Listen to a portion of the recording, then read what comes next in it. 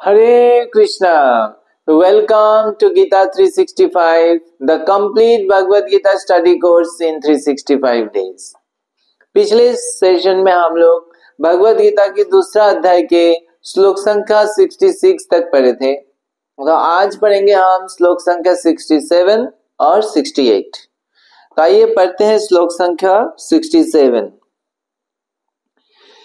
इंद्रियाणां हि चरतां यन्मनो अनुविधीयते तदस्य हरति प्रज्ञां वायुर्नावम् इवाम्भसि। तो इस श्लोक में भगवान कृष्ण कह रहे हैं कि किस प्रकार इंद्रिया बलवान है। तो भगवान बहुत सुंदर उदाहरण दे रहे हैं।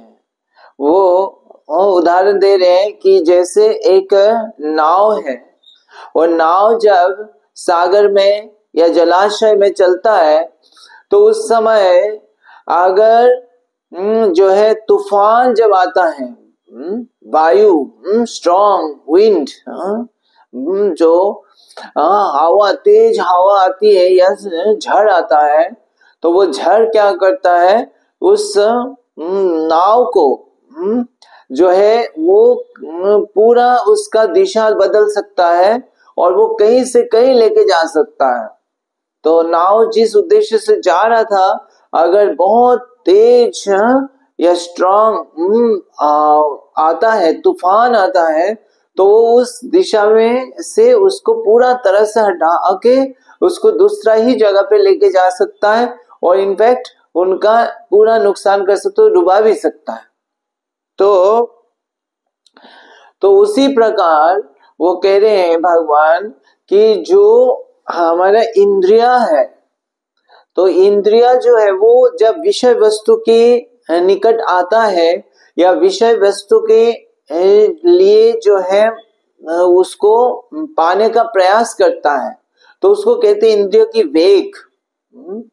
तो भगवान यहाँ पे कह रहे हैं खास करके ये हमारा कई इंद्रियों में से कोई अगर एक भी इंद्रिया अगर किसी विषय वस्तु की ओर आकर्षित हो जाता है, और खास करके जिसमें मन जो है वो उसी पे केंद्रित हो जाता है, या जैसे हमने चर्चा किया था पहले कि मन उसी की विषय की इंद्रिय की विषय के बारे में चिंतन करता रहता है, तो वो जो एक वेग उत्पन्न होता है, उस वेग जो है वो इतना पावरफुल होता है कि उसको कंट्रोल करना बहुत मुश्किल हो जाता है। और वो अगर एक इंद्रिय भी ऐसे विषय वस्तु को पाने के लिए जो है छूटेगा, तो वो उसी प्रकार है कि जैसे हवा नाव को यहाँ से वहां ले जा सकता है, पूरा जो है दिशा बदल सकता है, उसी तरह वो इंद्रिया और मन जो है वो क्या करता है, बुद्धि को जो है वो हरण कर सकता है। ये भगवान कह रहे हैं कि वो बुद्धिमान व्यक्ति का भी जो बुद्धि को हरण कर सकता है। तो ये जो है ये हम इस श्लोक से हम समझ सकते हैं कि एक इंद्रिया जो है वो कितना बलवान है। तो जो बुद्धिमान व्यक्ति है वो इसको अच्छे से समझ लेता है कि इंद्रिया जो है हमारा, जितने भी इंद्रिया है, कोई भी एक इंद्रिया को हम अंडर एस्टिमेट नहीं कर सकते हैं कि चलो ये तो कमजोर है या ये तो खतरा नहीं है। अभी हो सकता है लग रहा है ये इंद्रिया हमें ज्यादा सताता नहीं है, लेकिन अगर वो ऐसे सिचुएशन में आएगा जिसमें उस इंद्रियों को जो है विषय वस्तु का भोगने का मौका मिलेगा, तो वो उस समय बलवान हो जाएगा। अभी हो सकता है वो मौका नहीं है तो इसीलिए हमें पता नहीं लग रहा है, लेकिन उसकी जो शक्ति है वो इतना पावरफुल होता है कि हमारा जो उद्देश्य है, जिसे खास करके आध्यात्मिक जीवन में प्रगति, वो हमारा पूरा तरह से क्या कर सकता है, खत्म कर सकता है। तो इसीलिए जो है बुद्धिमान व्यक्ति उसको जानता है। ये तो भगवान बहुत सुंदर उदाहरण दे रहे कि जैसे नाव है, नाव का जितना भी जो है अच्छा नाव हो, लेकिन अगर तूफान इतना स्ट्रांग होता है तो नाव क्या कर पाता है, उसको यहां से वहां लेके जा सकता है। तो स्ट्रॉन्ग तूफान का जो बल है वो नाव को कहीं से लेके कहीं लेके जाने का शक्ति रखता है, और नाव उस समय एक तरह से हेल्पलेस हो जाता है। तो इसीलिए उसको बहुत सावधानी रहना आवश्यक है। तो जो व्यक्ति या जो भक्त आध्यात्मिक जीवन में प्रगति करना चाहता है, भगवान की धाम में जाना चाहते हैं, तो उनको ये समझना बहुत आवश्यक है कि ये इंद्रिय कितना बलवान है। इसीलिए उसको क्या करना है, फ्रीली नहीं छोड़ना है, उसको जो है वश में रखना है। तो अब अगर जैसे नाव को लेके चलना है तो उस व्यक्ति को क्या करना चाहिए कि वो जैसे वो जानता है कि अगर झड़ आएगा और बहुत पावरफुल झड़ आएगा तो हमारा नाव का क्या हो सकता है, डुबा भी सकता है, और हम जहां पहुंचना चाहते हैं वहां से कहीं लेके जा सकता है। तो उसको क्या करना चाहिए, तो बुद्धिमान जो है नाविक होगा तो वो क्या करेगा, वो पहले से पता करेगा कि कब झड़ आने वाला है या कौन सा दिशाओं में झड़ आने वाला है। तो अगर कोई एक एरिया में आने वाला ज्यादा खतरा रहता है तो वो नाव क्या करेगा, दूसरा ही रास्ता ले लेगा कि उस एरिया को अवॉइड करने का प्रयास करेगा जहां पे झड़ आएगा, ताकि ऐसा सिचुएशन उसमें ना आए कि उस नाव में खतरा हो। तो वो ऐसे रास्ता को पकड़ेगा जिस रास्ता में झड़ नहीं होगा, ताकि वो उस सेफ रास्ता को पकड़ेगा, है ना। तो उसी तरह जो है एक भक्त है या जो एक आध्यात्मिक व्यक्ति है वो क्या करेगा, वो ऐसे जगह को अवॉइड करेगा, ऐसे जगह पे जाना अवॉइड करेगा जहां पे उसको इंद्रिय बहुत प्रबल हो जाता है, इंद्रिय विषय वस्तु भोगने का उसके पास सारे मौका मिला दिया जाता है, और जहां पे इंद्रिय जो है फुल अनकंट्रोल्ड हो जाएगा। तो ऐसे जो जगह है जहां पे हमें विषय वस्तु भोगने के लिए हमारा इंद्रिय प्रबल हो जाता है, जैसे कोई भी गलत जगह हो गया जहां पे बहुत गलत व्यक्ति आते हैं और गलत तरह से केवल इंद्रिय भोग विषय वस्तु किया जाता है, तो ऐसी जगह को वो केयरफुली अवॉइड करता है। क्योंकि ऐसे जगह पे जाने से ऐसे लोग जो आपके सामने इंद्रिय भोग कर रहा है उसको देखने का बाद ऐसे सिचुएशन सामने आने का बाद वो इंद्रिय एजिटेट हो जाता है, और इंद्रिय जब एजिटेट हो जाएगा तब उस समय उसको कंट्रोल करना इज ऑलमोस्ट इम्पॉसिबल एक ह्यूमन बीइंग के लिए। तो इसीलिए उसको अवॉइड करना चाहिए। जैसे हमने जो पिछले सेशंस में चर्चा किया अजामिल का, कि उन्होंने जो है वो देखा और देखने के बाद उसको चिंतन करने से क्या हुआ, आपने हम देखे कि कितना उसका जीवन में पतन हो गया, क्या गलत कार्य उसने कर दिया, क्योंकि उसने वो गलत व्यक्ति को देखा, गलत कार्य करते हुए देखा। वो तो फिर भी दूर से देखा, लेकिन अगर ऐसे जगह पे जाए जहां पे ऐसे लोग जो है गलत कार्य ऑलरेडी कर रहे हैं और आपको भी प्रलोभन कर रहे हैं कि आप भी करिए, तो उस समय कंट्रोल करना बहुत मुश्किल। तो इसीलिए ऐसे जगहों में, ऐसे कार्य में, जिस कार्य में हमें इंद्रिय तृप्ति का सुविधाएं बहुत दिया जाता है, ऐसे कार्यों को अवॉइड करना चाहिए। तो जैसे वो नाविक फोरकास्ट देख के उस एरिया जहां पे स्टॉर्म आ सकता है उस एरिया को अवॉइड करता है, ये उस समय को अवॉइड करता है कि स्टॉर्म आके चला जाए उसके बाद हम जाएंगे। तो ये सेफ रास्ता है। दूसरा क्या है, अगर स्टॉर्म आ जाता है तो नाविक को पता होना चाहिए कैसे उस स्टॉर्म के बीच में से गुजर जाए, पार कर जाए। तो उसके लिए नाविक को जो है एक्सपीरियंस लेना जरूरी है, उसको ट्रेन होना जरूरी है, वो शिक्षा ले, ट्रेनिंग ले, ताकि वो एक्सपर्ट बन जाए कि ऐसे अगर स्टॉर्म उसको पकड़ लेता है, तूफान आ जाता है रास्ते में, तब उस नाव को किस दिशा में करना चाहिए, किस तरह से नाव को का स्पीड रखना चाहिए, ताकि जो तूफान का जो वेग है, जो बल है, वो नाव में उतना ज्यादा नहीं पड़े। तो ये सब उनको पता होता है कि उसको इस एंगल में रखे ताकि तूफान जो है उसको ज्यादा नुकसान नहीं कर सके, उसका जो बल है वो नाव पर उतना तेजी से नहीं पड़ेगा।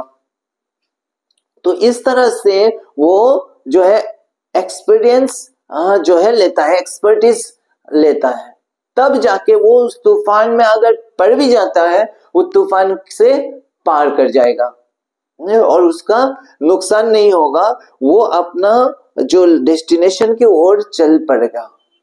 तो उसी प्रकार से एक डिवोटी जो है उसको क्या है, यही ट्रेन करना अपने आप को कि किस तरह से हम जो है अगर ऐसे सिचुएशन गलती से आ भी जाए तो कैसे उस सिचुएशन में से हम बच के निकल आए, उस सिचुएशन का विक्टिम ना बने हम।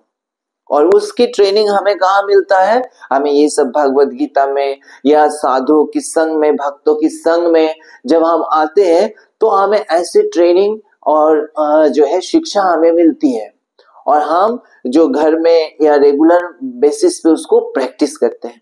तो इस तरह से वो इंद्रियों को जो है कंट्रोल करने में क्षमता जो है वो डेवलप करता है। तो इसीलिए दोनों ही इंपॉर्टेंट है कि वो अवॉइड करें। ऐसा नहीं कि हम प्रैक्टिस करें तो इसका मतलब हम कहीं भी जगह पे कैसे भी स्ट्रॉन्ग आए हम उसको हैंडल कर लेंगे, नहीं। यही भगवान कह रहे हैं कि इतना पावरफुल होता है उस समय बुद्धि को हरण कर लेता है, तब बुद्धि कार्य नहीं करता है। तो जैसे मान लीजिए एक व्यक्ति है, वो उसका बीमारी है डायबिटीज, अब उसके लिए क्या है, मिठाई खाना जो है वो उसके लिए एक तरह से जहर के बराबर है। तो उसके लिए बताया जाता है मिठाई नहीं खाना, लेकिन अगर उसको मिठाई सामने आता है और उसको खास करके मिठाई के प्रति आकर्षण है तो उसको क्या करना चाहिए, वो सामने अगर मिठाई को देखेगा तो उसके लिए कंट्रोल करना बहुत मुश्किल है। तो ऐसा नहीं सोचे कि नहीं मेरा तो बुद्धि है और मैं बुद्धि से कंट्रोल कर लूंगा। जो बुद्धिमान व्यक्ति है वो अपने घर में मिठाई रखेगा ही नहीं, वो चाहे कभी पार्टी में चले गए, किसी के मैरिज में चले गए, वहां पे दिया तो उसमें तो किसी भी तरह से उसने रोक के आ गया कि नहीं नहीं लेंगे नहीं, और लेंगे थोड़ा सा लेके वहां पे जो है डिस्ट्रीब्यूट कर दे। मान लीजिए किसी ने उसको पूरा एक पैकेट दे दिया मिठाई का, तो थोड़ा सा लेके बाकी क्या करेगा, दूसरे सबको बांट देगा वहां पे, और घर में लेके नहीं आएगा। अगर उसने पूरा डब्बा घर में लेके आ गया और घर में रख दिया उसने, और उसके सामने आंखों के सामने है, तो कितना भी वो सोच ले उसको कंट्रोल करना मुश्किल है। और वो क्या होगा, अल्टीमेटली पूरा के पूरा डब्बा उसी का अंदर जाने वाला है और उसका जो बीमारी है वो बढ़ता जाएगा। तो जो बुद्धिमान व्यक्ति है वो जानता है कि मैं मिठाई को देखने से मैं कंट्रोल नहीं कर पाता हूं और ये मेरे लिए संभव नहीं है, और तो इसीलिए अगर मिठाई मेरे आंखों के सामने नहीं रहेगा, मेरे घर में ही रहेगा नहीं, तो मेरे लिए कंट्रोल करना आसान है और वो मेरे लिए सेफ है। तो वो उस तरह से मिठाई को घर के अंदर लाएगा ही नहीं। तो वो पहली पार्ट है कि वो अवॉइड करता है। एक भक्त जो है वो अपने ऐसे चीजों को, ऐसे एरिया को जहां पे इंद्रिय को भोग करने का सुविधा है और इंद्रिय प्रबल हो सकता है, उस जगह को अवॉइड करता है, उस कार्य को अवॉइड करता है।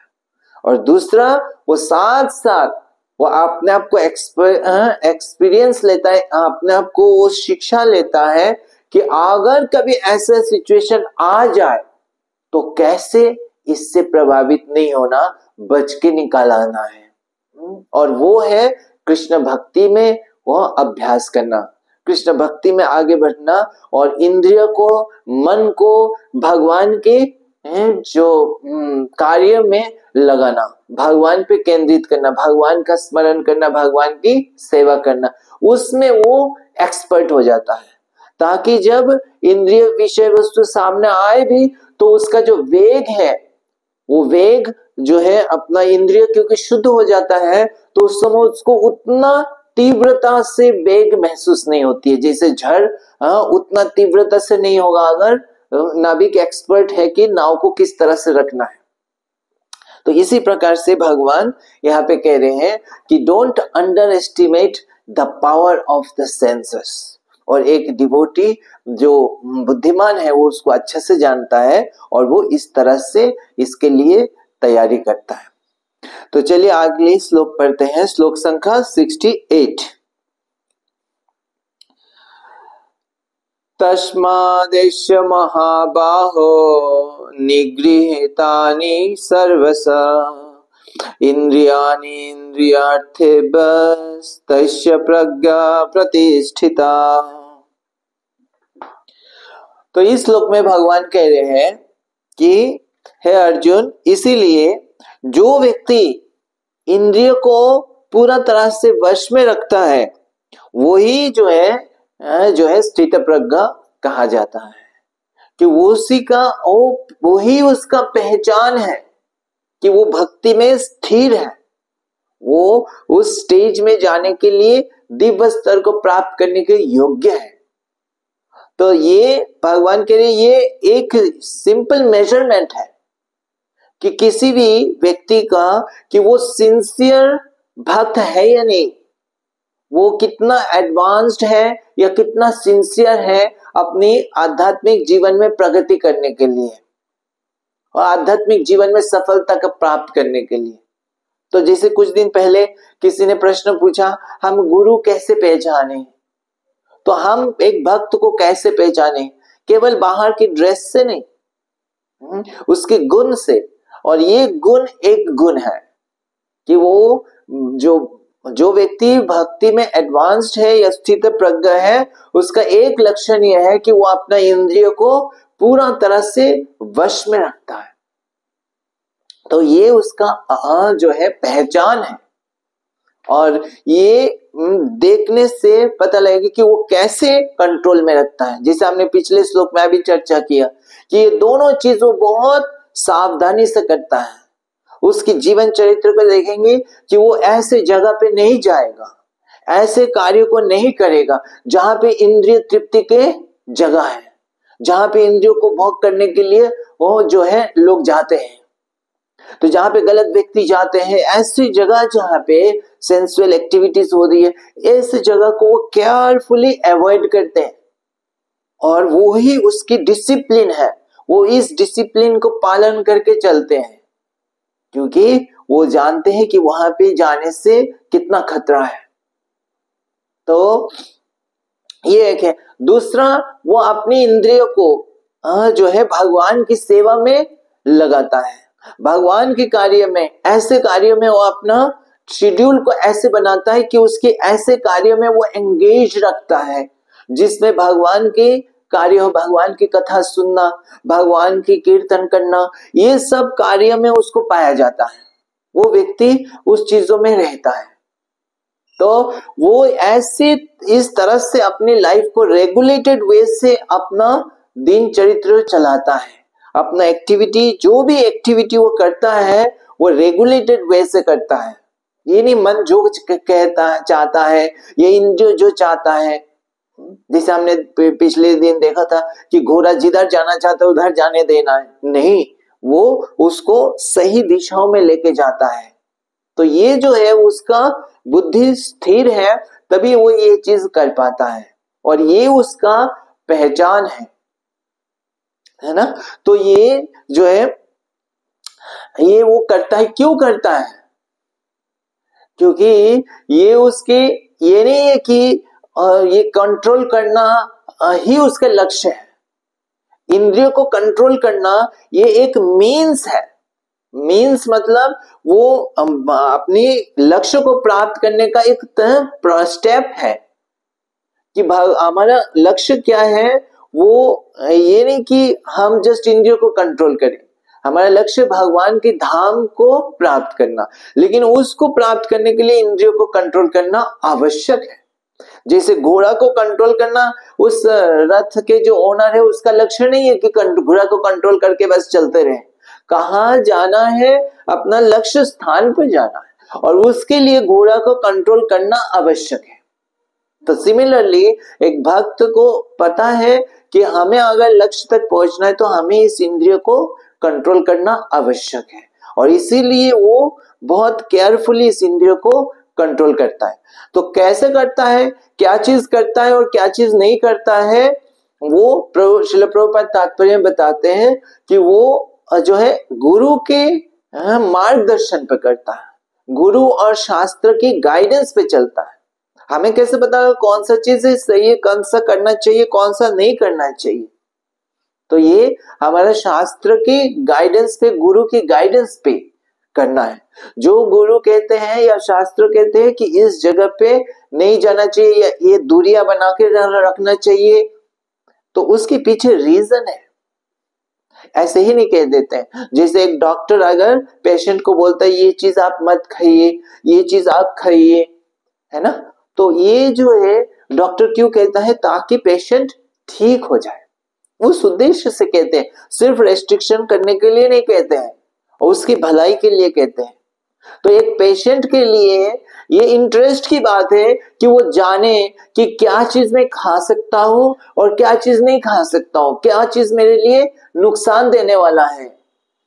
और वो डॉक्टर अगर नहीं भी बताता है तो डॉक्टर से पूछता है कि डॉक्टर साहब आप बताइए कि क्या चीज मैं खा सकता हूं और क्या चीज मेरे लिए मना है, ताकि वो जल्दी ठीक हो जाए। उसी तरह एक भक्त या जो एस्पायरेंट है भक्ति में आगे बढ़ने के लिए, उसके लिए वो इंटरेस्ट की बात है कि हम जाने कि हमें क्या चीज करना चाहिए और क्या नहीं करना चाहिए, क्या चीज हमारे लिए नुकसान देने वाला है। इसीलिए शास्त्र में दिया गया है डूज एंड डोंट्स। कुछ हमारे लिए करने से हमारा नुकसान होने वाला है, तो वो चीज जो है एक साधक बहुत सावधानी से उसका पालन करता है, और वही उसका पहचान है, वो कितना अच्छा से चीज को पालन करता है। और इसी को जो इसको करता है उसी को कहते हैं साधक, वही साधना कर रहा है।